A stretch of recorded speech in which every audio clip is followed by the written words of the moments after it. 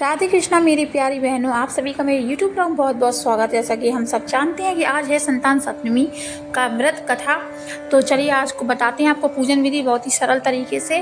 तो हमें क्या करना है कि मिट्टी के शिव पार्वती जी बना लेनी है। नहीं है तो आप लोग प्रतिमा रख सकते हैं। प्रतिमा ना हो, सबसे ज़्यादा मिट्टी के भगवान ही शुभ माने जाते हैं। तो मिट्टी के शिव पार्वती जैसा हम बना पाएँ वैसा बनाने के बाद माता पार्वती को हम चुन्नी उड़ाएंगे और जो भोले बाबा हैं उनको जनेऊ। सबसे पहले हम लोग जला लेंगे दिया, उसके बाद प्रारंभ करेंगे। सामान सारा लगा लेंगे यहीं पर जहाँ पर हमें पूजा करनी है।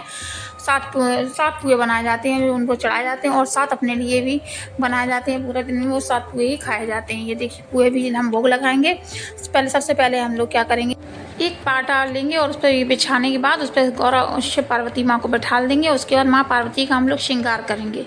श्रृंगार में चूड़ी, बिछिया, मेहंदी और सिंदूर ये सब लगाएंगे और नील पेंट जो भी है हमारे पास श्रृंगार का सामान वो सब लगा देंगे। मेरी प्यारी बहनों, जितना हो सके उतना हम लोग लगा देंगे। कोई स्पेशली हम लोगों को कोई तैयारी नहीं करनी है। भगवान सब में खुश हो जाते हैं, जैसा जिसके पास है उसी के हिसाब से अब हम लोग अपनी पूजा करेंगे। उसके बाद हम लोग क्या करेंगे, शिव जी के चंदन लगाएंगे, उनको भी जनेऊ आदि पहनाएंगे। माँ पार्वती को कि एक कपड़ा भी, साड़ी हो या ब्लाउज की टुकड़ी हो, वो सब हम कर सकते हैं। उसके बाद हम फूल चढ़ाएंगे, फूल अर्पित करेंगे। ये देखिए चौकी पे भी चढ़ाएंगे। किताब जो रखी है उसका भी पूजन किया जाता है। और उसके बाद हम माता रानी को ये सब सारा सामान जितना भी हमारे पास फल फूल ये सब अर्पित करेंगे भगवान को। और ये देखिए आप कितना सुंदर लगने लगा है। पूजा करने के बाद कितना सुंदर चौकी लगने लगी है। इसके बाद हम लोग देखिए शिव जी को जनेऊ भी चढ़ाना बहुत ज़्यादा आवश्यक होता है। माँ पार्वती को चुनरी और शिव जी को जनेऊ। और इस तरह से हम लोगों ने सारा सामान भेंट कर दिया है माता को। आपको भेंट चढ़ानी है तो चढ़ा दीजिए, जितना भी आपकी क्षमता है, 10 रुपये, 20 रुपये, 100 रुपये फल आदि चढ़ाने के बाद हम लोग, बहुत ही सरल विधि है। अब हम किताब का पूजन कर लेंगे क्योंकि किताब को हम पढ़ेंगे, उस कथा है। उसके बाद हम लोग करेंगे होम। हर पूजा और व्रत के बाद हम लोग होम करना बहुत ही ज़्यादा आवश्यक है। होम का बहुत बड़ा महत्व होता है। होम के जरिए भगवान को भोग लगाते हैं।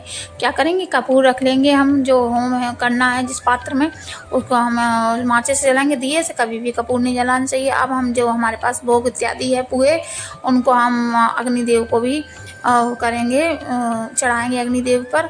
और उसके बाद ये देखिए और माँ पार्वती पर भी भोग लगाएंगे। उसके बाद हम जल से आचरण कर देंगे चारों तरफ, तो जल चढ़ जाएगा। इसी तरह से देवी देवता इसी होम के जरिए भोग लेते हैं, प्रसाद आदि लेते हैं।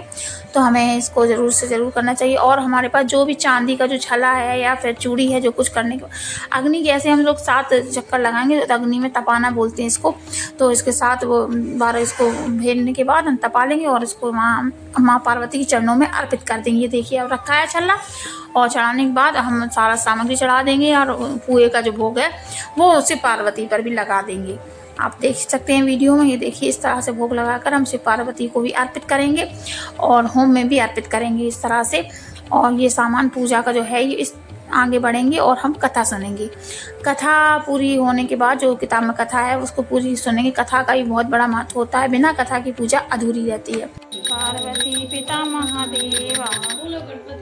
कथा समाप्त होने के बाद हम लोग कर लेते हैं आरती। आरती का भी बहुत विशेष महत्व होता है। उसके बाद ही पूरी पूजा की जो प्रक्रिया है वो संपूर्ण होती है। ये देखिए आप लोग, हम बाद में पैर छू लेते हैं। मेरी प्यारी बहनों, मैं आपको एक बात बता दूं कि जो श्रृंगार का सामान होता है हम किसी गरीब को या फिर अपनी ननद को, मानवर को दान दे देंगे। हम अपने पास नहीं रखना है श्रृंगार का सामान। तो इसी के साथ मेरी ये छोटी सी आपकी सरल पूजा आप लोगों को अच्छी लगी हो तो मेरे वीडियो को लाइक करें, चैनल को सब्सक्राइब करना ना भूलें। राधे कृष्णा।